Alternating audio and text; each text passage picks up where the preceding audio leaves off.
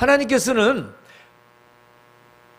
이 세상 모든 사람들뿐만 아니라 특별히 하나님의 백성들, 하나님의 자녀들, 믿는 자들에게 요구하시는 세 가지가 있어요.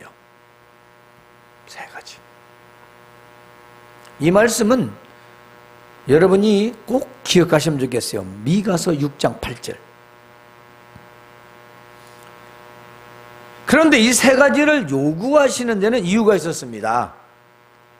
당시에 미가 선지자가 본 이스라엘 백성들의 그런 신앙과 또 그 제사, 즉 예배의 모습을 보면 이렇게 기록되어 있어요. 무엇을 가지고 하나님 앞에 나갈까?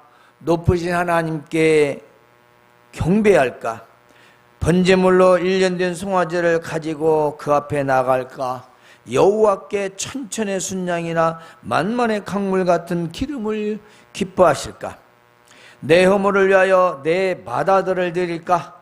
내 영혼의 죄를 위하여 내 몸의 자녀들을 드릴까? 자, 얼마나 제사에 대한 고민을 하는 것 같죠? 언뜻 들으면 굉장히 신실한 그런 어떤 예배의 고백 같아요. 맞지요? 안 그래요? 아따야, 하나님은 얼마나 그렇게 지금 나가는 것을 정성을 다해서 예물을 준비하고 그렇게 하나님이 기뻐하시는 건 무엇인가 고민할고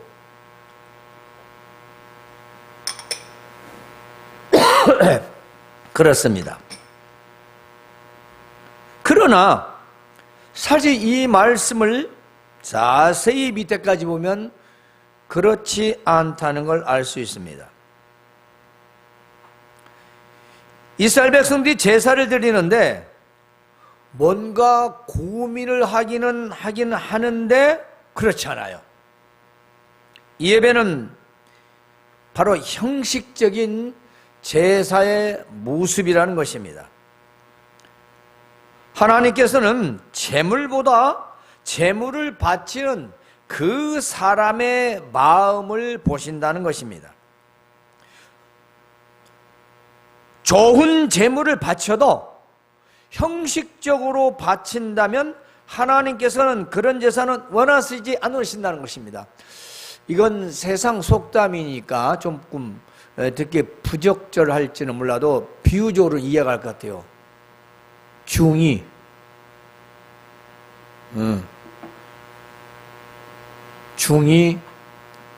예불엔 관심 없고 제밥에만 정신 있다. 뭔 말이겠어요?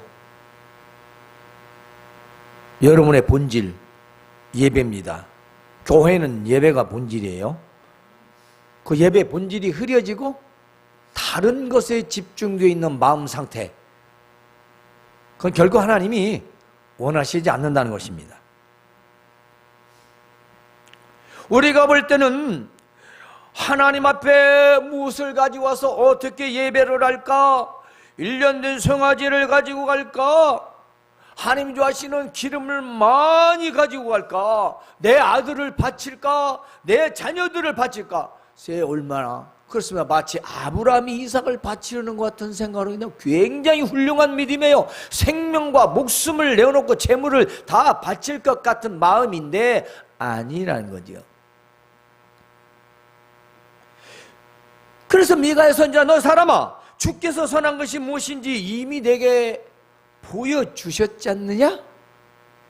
너 그거 말고 무엇을 하나님이 요구하신 네가 알지 않느냐? 아니, 우리 사람들에게 다 보여주셨다. 즉 창세기로부터 선지서에 이르기까지 그동안 하나님께서 계속 말씀하셨다는 것입니다.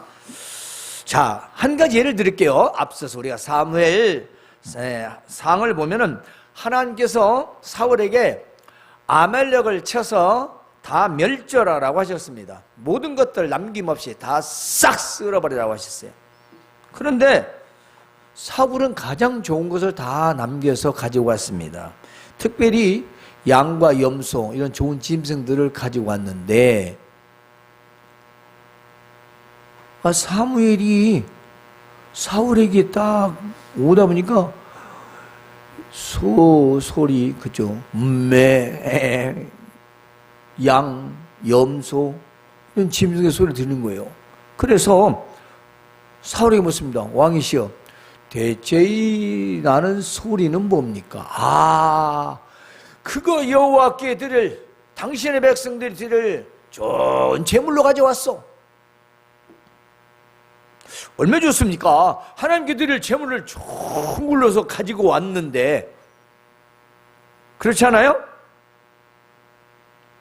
그때 사무엘이 대답하기를, 여호와께서 번제와 다른 제사를 그의 목소리를 청종하는 것을 좋아하심같이 좋아하시나이까? 이게 무슨 말씀이냐면, 하나님께서 번제와 또 다른 제사를, 하나님께 드린 제사를 하나님의 목소리를 따르고 순종하는 것보다 더 좋아하시겠습니까? 그 말씀이에요. 그래서 순종이 제사보다 낫고 듣는 것이 순양의 기름보다 낫다는 것입니다.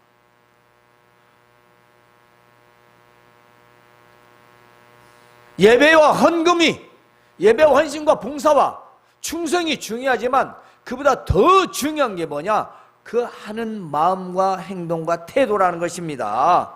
하나님 말씀을 듣지 아니하고 하나님 말씀 순종 아니하고 하는 것은 하나님이 기뻐하지 않는다, 그 말씀입니다. 오늘날도 마찬가지입니다.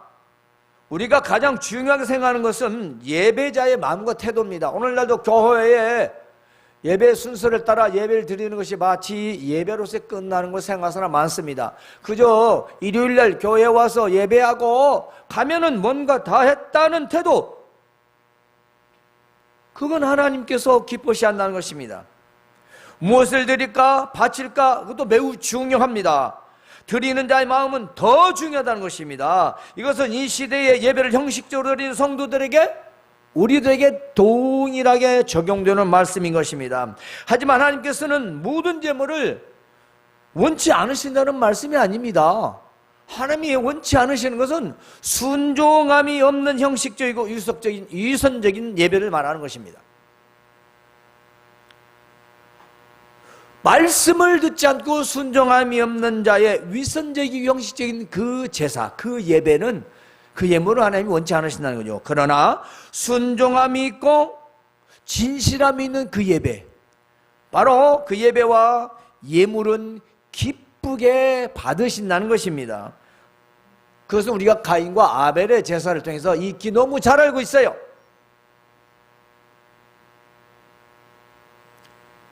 가인은 제물과 그 제사도 받지 않으셨습니다. 아벨의 제사와 그 예물을 기쁘게 마셨다는 것입니다. 그것이 무엇이냐 중요한 게 아니에요.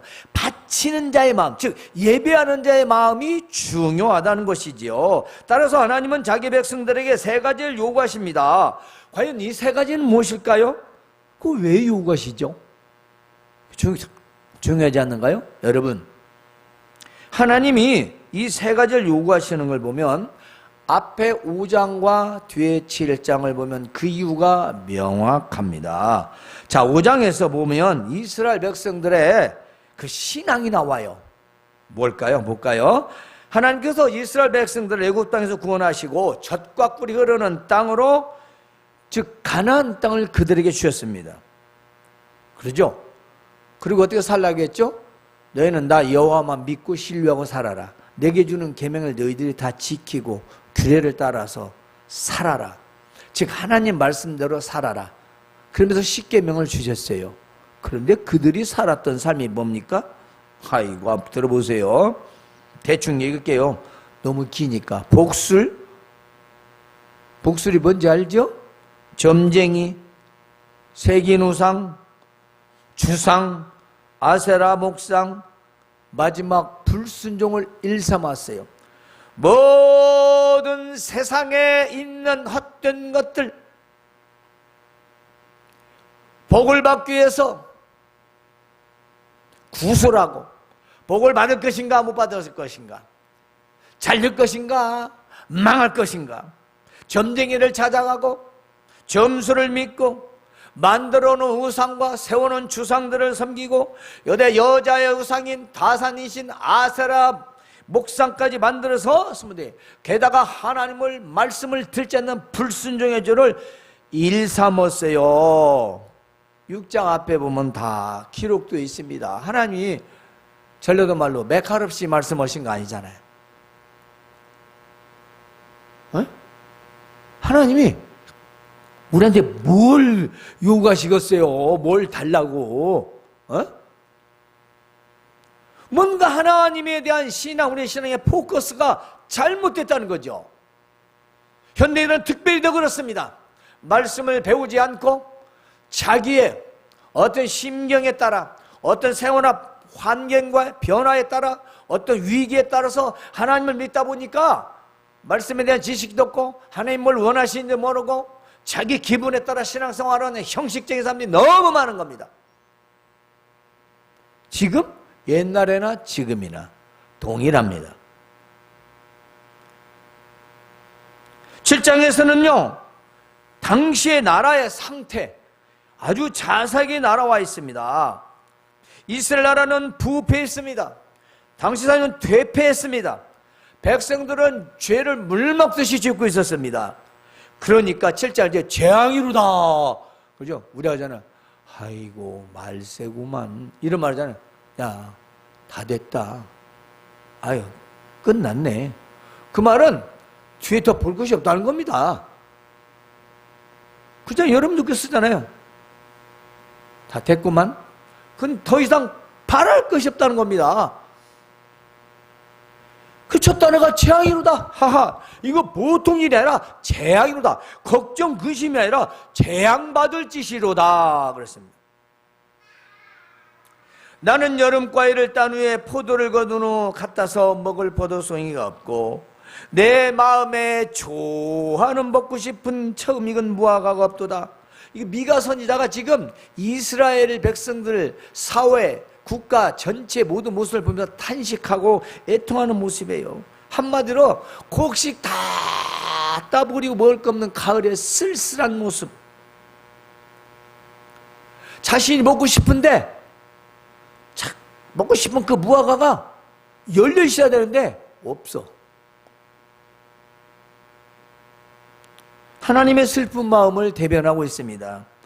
하나님의 탄식을 대변하고 있죠. 과거의 선지자들은 하나님의 마음을, 하나님의 생각을 대신 많이 표현했습니다. 그러니까 미가의 탄식은 하나님의 탄식이고 미가의 애통은 하나님의 애통이었다는 것이지요. 그래서 그 다음에 풀어서 말합니다. 이와 같이 그렇습니다. 상태가 그렇습니다. 경건한 자가 없습니다. 정직한 자가 없습니다. 경건하다가 무엇이에요? 하나님을 잘 섬기고 그대로 살아가는 자들이 없다는 것입니다. 정직한 게 입만 열면 자기를 감추기 위해서 급급한, 자기가 드러나는 것이 무섭고 부끄러워. 하나님 앞에서 거짓말은 물론이요, 사람 앞에서도 정직함이 없는, 진실함이 없는. 그래서 경건한 자가 세상에 끊어졌고 정직한 자들 사람 가운데 없다. 경건한 자도 없고 정직한 자도 없고 사람을 죽이려는 살인자들이 많고 자기 이익을 위하여 형제를 이용하고 악한 일을 일삼고 지도자와 재판관, 즉 왕과 권세, 오늘날 하면 통치자의 권세를 가진 자들은 뇌물을 얻기 위해서 결합하고 악한 힘을 합치는 거죠. 권세자는 자기 욕심을 채우기에 바쁘고 선한 자라도 좋다, 그 사람 참 쓸만해, 그 사람 참 좋아, 선하다. 근데 그 사람이 해롭대. 가시 같다는 건 아무리 사람들이 보기에 좋은 사람인데 그 사람은 해로운 사람이다. 그리고 아무리 정직한 자라도 찔레 울타리보다 못하다, 아주 못돼 먹었다는 것입니다. 사람들이 선하다고 하고 하나는 사람들이 정직하다고 하는데 그들은 아주 해롭고 못돼 먹은 인간들이라는 것입니다. 사실 뉴스를 보면은 절망이 참 많죠. 그 사람이 그랬어? 아이고, 우리 그러잖아요. 안 그러나요?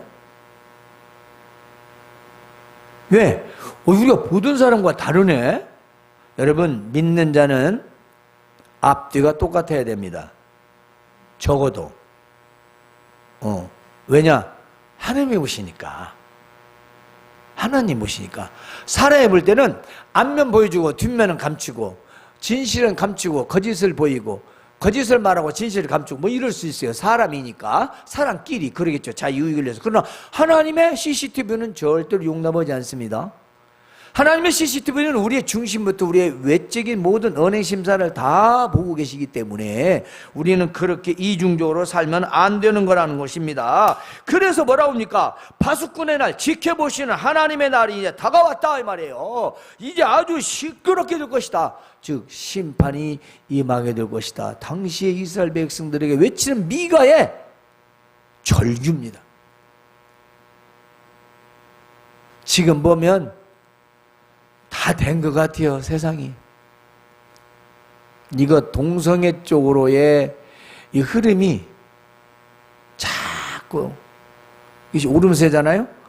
그러면 소돔과 고모라 시대가 된다는 겁니다. 이게 보편화가 되면 문제가 되죠. 없을 수는 없으나 이것이 난무하고 보편화가 되고 사람들 사이에 그것을 일반적으로 이해하게 되면 만연하다는 것입니다. 그건 가득 차게 된다는 거죠. 그렇죠? 우리 몸에도 병이 다 있어요. 누구나 다. 근데 그 병이 조금이니까 우리가 견디고 살아가는 거지, 만약에 가득 차죠? 자, 우리 암을 예로 들어봅시다. 조용히 왔는데 괜찮아요. 어느 정도. 근데 그 암이 몸에 한 군데서 되는 치료가 가능성이 있지만 그것이 몸에 전이가 되죠? 몸에. 어떻게 되죠? 회생 가능이 점점 불가능해집니다. 왜 그럴까요? 병이 안에 가득 차니까. 자, 세상에 가장 악한 것이 많이 있지만 그 중에서 가장 더럽고 추잡한 죄가 동성애죠. 자, 이런 동성애가 성경에서 허용치 않지만 믿는 자들조차도 그것을 생명이라고 하면서 옹호를 합니다. 물론 그 생명이 맞습니다. 그 영혼 불쌍히 여겨야 됩니다. 그러나 그들 찬동해서는 안 됩니다. 그들 교회에서 받아줄 수는 있습니다. 그들을 멸시하거나 그들 박해서는 안 됩니다. 영혼은 불쌍한 겁니다. 그러나 그들이 맞다고 우리가 대답도 해서도 안 되고 인정해서도 안 되는 겁니다. 우리 믿는 자들이니까. 왜냐, 우리는 하나님 살아계심을 믿기 때문인 것입니다. 당시나 지금이나 똑같습니다. 요즘 어떻습니까? 권력 가진 자들의 죄악상, 있는 자들의 갑질, 가족끼리도 자기 재산의 분배 때문에 형제를 죽이고 부모를 죽이는 일 비일비재합니다. 악한 뉴스, 사람 죽는 뉴스 때마다 안 나올 때가 없습니다. 아주 도배를 합니다. 사람 죽이는 걸 아주 쾌감을 느끼는 아주 흉악한 자들도 있지 않습니까?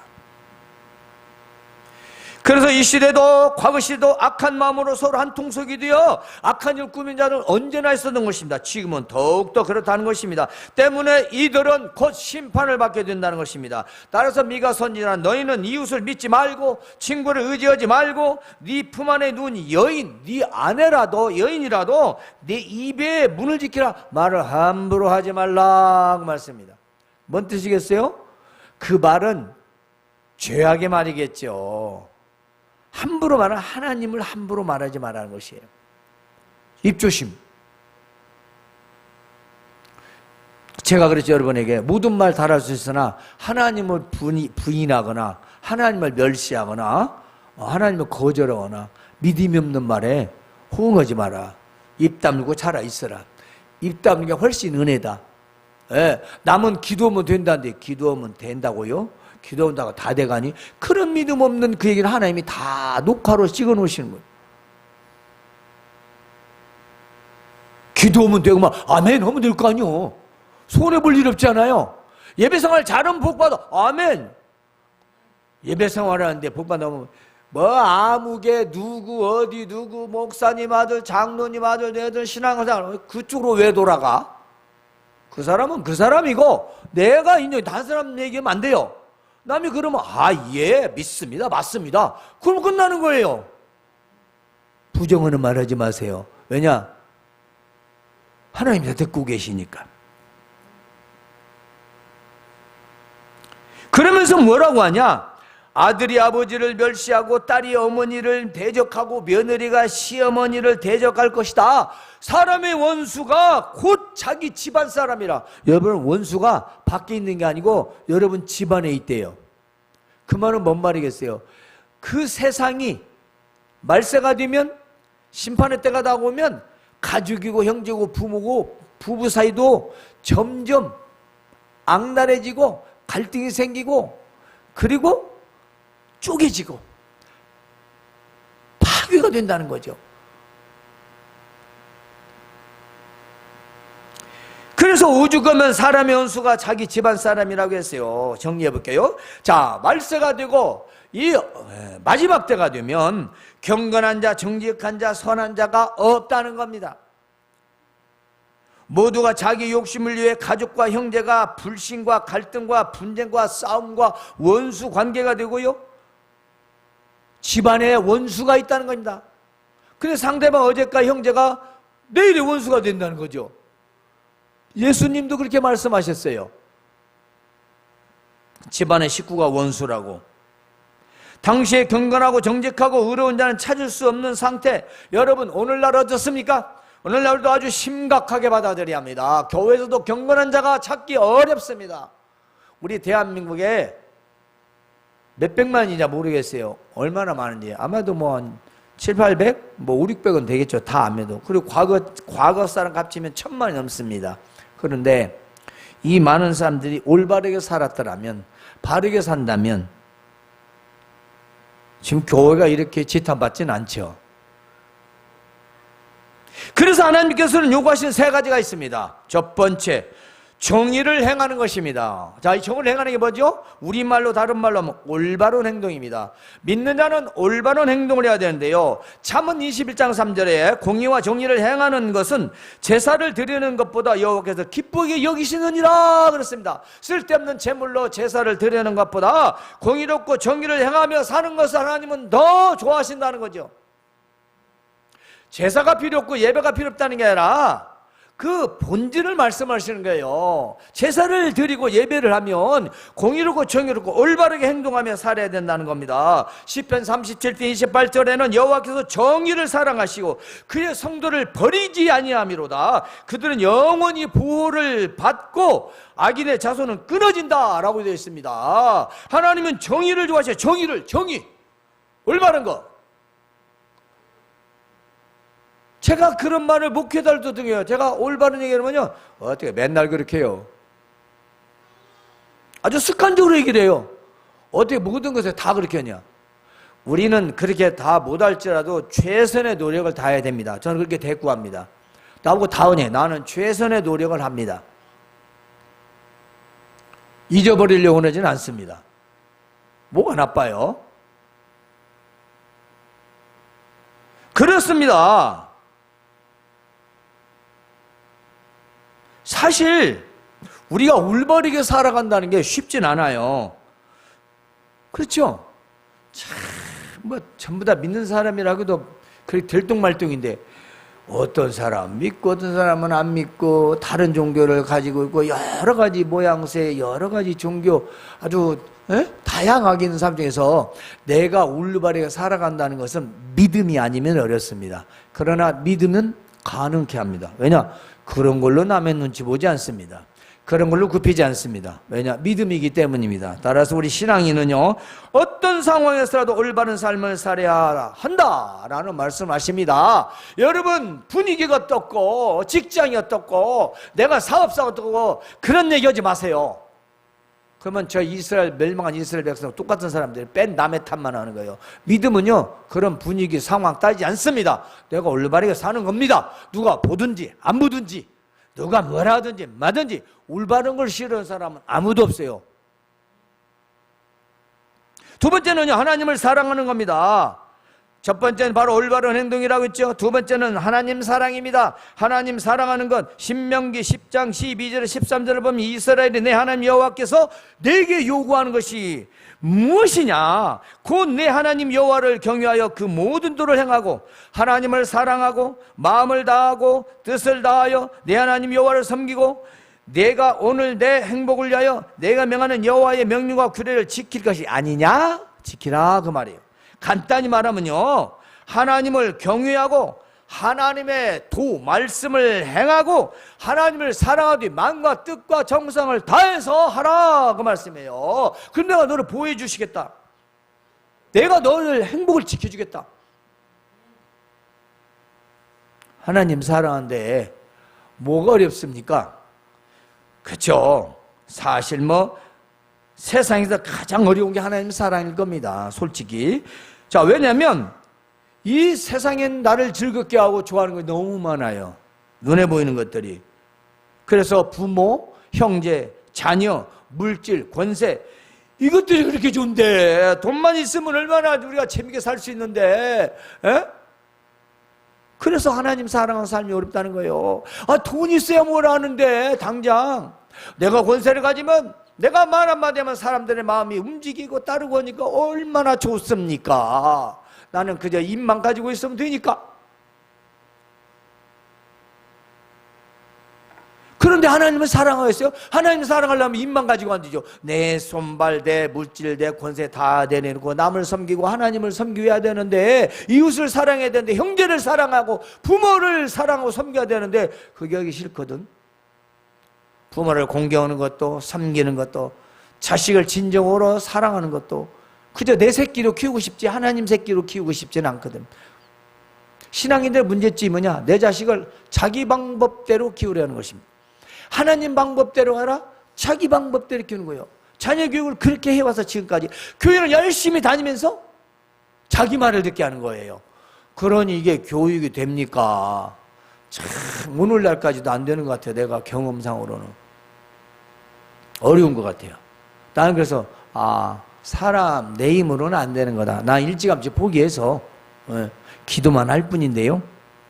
하나님 사랑하는 것, 그렇습니다. 여러분의 부모, 여러분의 형제, 여러분의 자식, 자녀, 물질, 권세보다 하나님을 더 사랑해야 됩니다. 하나님은 다른 것 사랑을 기뻐하지 않으십니다.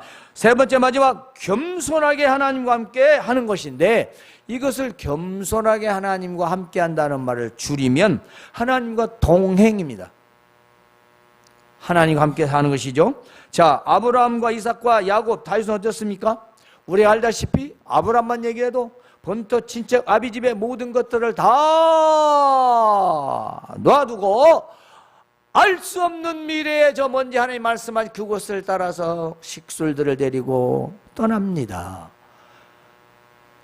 100세 여하던 이삭을 바치라 했을 때 왜냐고 묻지 않고 그를 잡아 죽여 제물로 치러 모리아 산까지 갑니다. 하나님은 그걸 보시고 됐다! 그 말씀 됐다. 네 아들 손대지 말라. 네 독자에게 칼을 대지 마라. 내가 네 믿음을 보았노라. 네가 나를 정말 믿는구나. 그러고 뒤를 돌아보니 가시덤불에 양의 뿔이 걸려서 있었던 거예요. 그걸 잡아서 하나님께 바칩니다. 하나님은 극한 위기와 위험 속에서 자기 백성, 자기 자녀들을 지키시고 보호하십니다.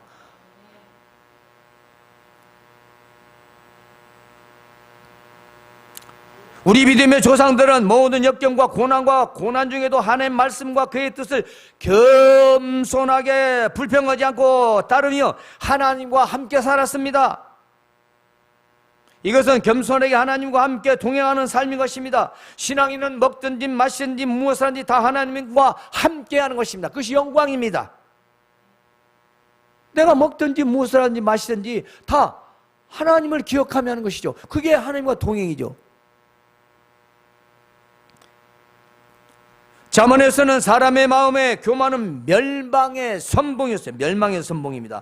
겸손은 존귀의 앞장이라고 했어요. 또 베드로전서에서는 그러므로 하나님의 능하신 손 아래에서 겸손하라. 때가 되면 너희를 높이시리라 했습니다. 겸손을 해요. 그럼 하나님 높이신답니다. 높이신다는 건 여러분이 좋아하는 물질의 복도 될 수 있고 출세도 될 수 있고 성공도 될 수 있고 여러분이 원하는 걸 다 얻을 수 있다는 겁니다. 대신 겸손하라는 것입니다. 그 겸손은 누구 겸손? 하나님 앞에서의 겸손, 말씀 앞에서의 겸손을 말합니다. 하나님은 왜 이 세 가지를 요구하고 계십니까? 왜 이 세 가지를 우리에게 요구하실까요? 그것은 자기 백성과 올바른 관계를 원하고 계시기 때문입니다. 제가 여러분이 형식적인 관계면 좋겠습니까? 여러분과 여러분 부모와 형식적인 관계가 되어 좋겠습니까? 여러분과 여러분 부부 사이 그리고 사랑하는 사람과에서 형식적인 관계가 되면 좋겠습니까? 그걸 원하십니까? 아니죠. 따라서 형식적이거나 종교적인 관계가 아닌 진실하고 참된 관계를 원하시기 때문입니다. 우리 하나님을 아버지라 부르는 우리는 하나님의 자녀들입니다. 오늘 우리도 이 세 가지를 반드시 기억하며 살아야 합니다. 우리의 눈과 귀에 보이고 들리는 세상의 모든 것들이 우리를 미혹합니다. 그리고 유혹합니다. 그리고 주의 길로 이끌어가고 있습니다. 따라서 우리가 올바른 행동을 하며 살기도 쉽지 않습니다. 인정합니다. 또한 물질 만능의 돈 사랑 시대에서 하나님만 사랑한다는 거 쉽지 않습니다. 저도 인정합니다. 더구나 세상의 쾌락과 즐거움을 멀리하고 눈만 뜨면 내가 다 할 수 있는 것들인데 그걸 멀리하고 겸손하게 하나님과 함께 산다면 더더욱 어렵다는 거 저도 인정합니다. 하지만 우리는 올바른 행동을 하며 우리는 하나님을 사랑하고 하나님과 동행하며 살아야 합니다. 왜냐? 하나님이 그것만은 원하시기 때문입니다. 하나님이 요구를 하셨어요. 너 이것은 꼭 해라. 그래야 내가 너하고 관계가 유지된다. 좋은 관계로.